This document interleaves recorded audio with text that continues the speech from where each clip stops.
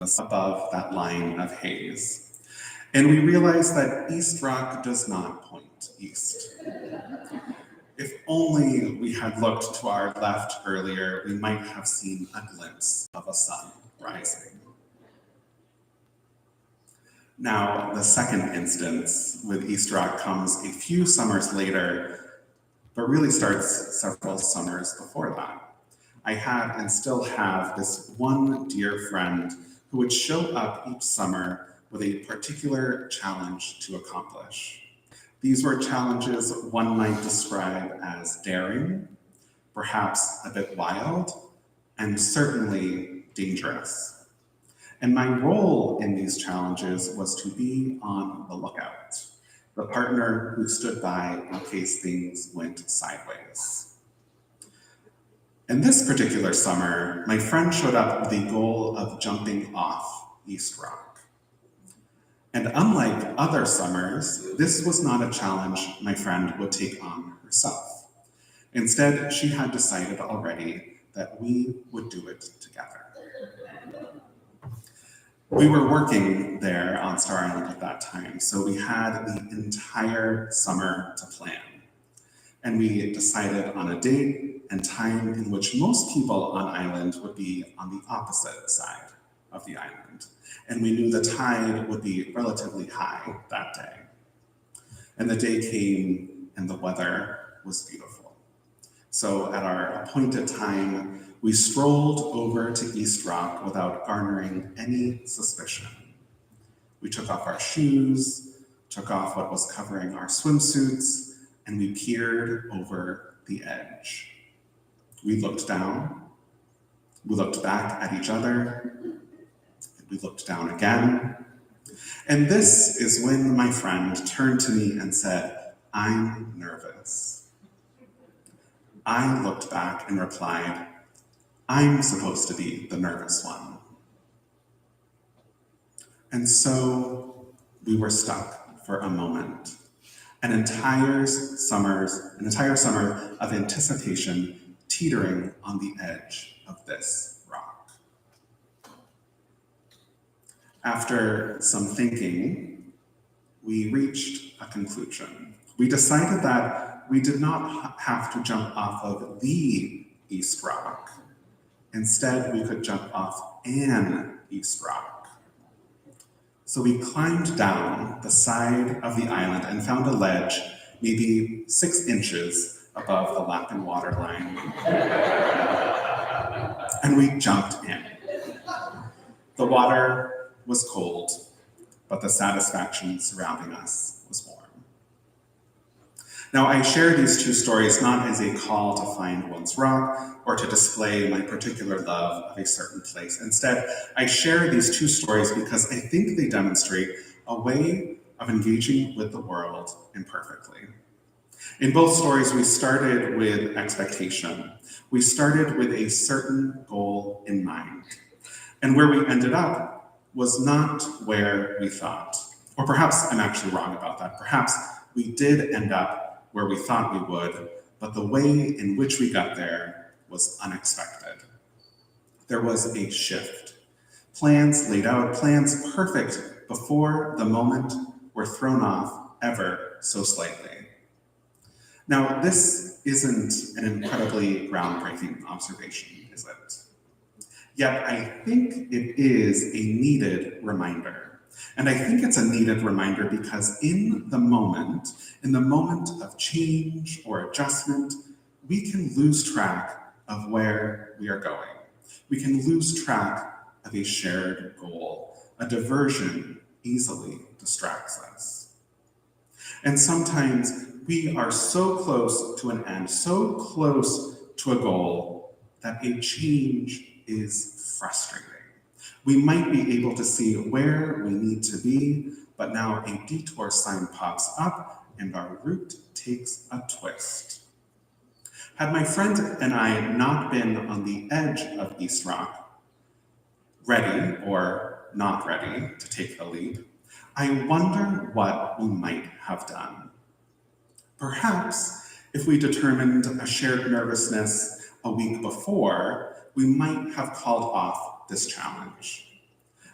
But I think we still would have gone forward with some plan. And I think this because of what we fostered. This is true for my Sunrise going group as well. We had fostered something already. We did not venture out to East Rock as strangers. In each, we knew each other, and in knowing each other, had formed a connection rich with layers. We knew that we could trust each other. Perhaps there was some level of disappointment that what we had envisioned to take place during each moment did not actually happen, but when we looked around, we saw each other. We saw that we were sharing in life, in lives full of twists that could be so incredibly mundane and twists rich with strife. The relationships we had fostered to get us to East Rock were relationships that could carry us through so many outcomes. And in each case, these relationships carried us through imperfection. As we do our work, as this community gathered here, and as people engage beyond these walls, we are invited to embrace imperfection on our shared journeys. And this can be hard. This can be hard, especially when we work for a more just and equitable society. We might work hard to alleviate hunger and food insecurity. We might have a goal of making sure everyone we know can be fed and is fed. But in getting to that goal, do we become frustrated when a diversion comes up? Justice and equity cannot happen soon enough, this is true, and yet we cannot control time either. We might work hard to undo the legacy of colonialism and stolen land in this country. We might be asking ourselves, what happens after a land acknowledgement? What happens after words? And this is a great question. And perhaps we get frustrated when around us acknowledging stolen land seems to be an end. And yet we know we can go further and further on a journey of equity and reparations. We can dream up goals, we can dream up a future rich with loving kindness, we can dream up a society in which we live in partnership with the earth. But getting to these dreams, even reconciling these dreams between us, takes an effort. This is an effort that calls upon us to center down, as the theologian Howard Thurman says, to center down so as to find a direction, a strong, sure purpose that will structure our confusion and bring meaning in our chaos. And we do this together. This is work that pulls from within us and shares it with those around us. This is the work of realizing what is important and realizing that perfection will not help. It will not help because it is impossible. And when we center down together, we embrace the reality that our connections, no matter how imperfect, will help move us. We are co-creators together, and we are doing so in ways in which we might miss the sunrise, even when we set out to watch it. We miss it because we have centered down into our connections, knowing full well that our chance to be together is incredibly precious. Perhaps we need to spend more time widening who we are together with as well. The moments we choose to center down are moments in which we return and focus. We center down so that we can accept the reality of time, the reality of life, the reality that we are communal creatures trying to break free from structures, from systems that privilege the individual and separate our hearts from our heads. We center down together so that when we journey together, we have built trusting relationships in which diversions do not divide us, but make us ever more determined to take part in a life of partnership. And I want to close with an acknowledgement an acknowledgement that there will always be a what comes next. Every accomplishment is greeted by a realization that there is a dream further still. And if you happen to miss a sunrise, as you consider when you might try to see the next one, it can be satisfying to simply continue being in community, to continue conversing, to realize you also had plans to make pancakes later as well.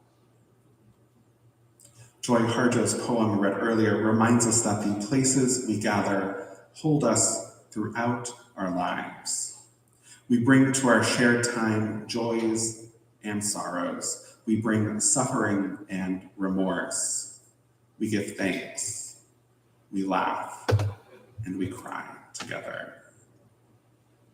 And on the rocks we share, we can center down and we can live together.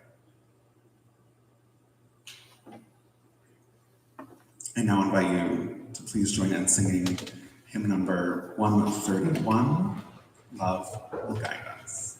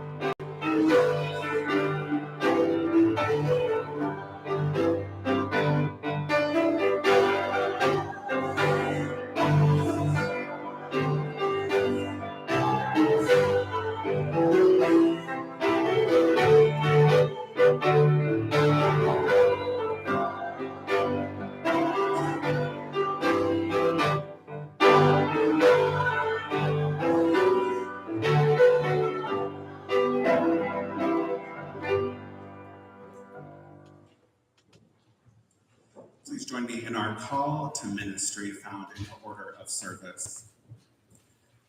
We go forth into the world in peace to act with works of love, to affirm each person's dignity and to cherish the living earth. The tables we meet at, the rocks we gather atop, the destinations we want to reach. These are places that invite us to journey together, to journey imperfectly. As the sun rises to meet our days and our dreams, our task is to foster partnerships with the lives around us. And in so doing, our invitations to others become invitations to ourselves to realize. Thank you.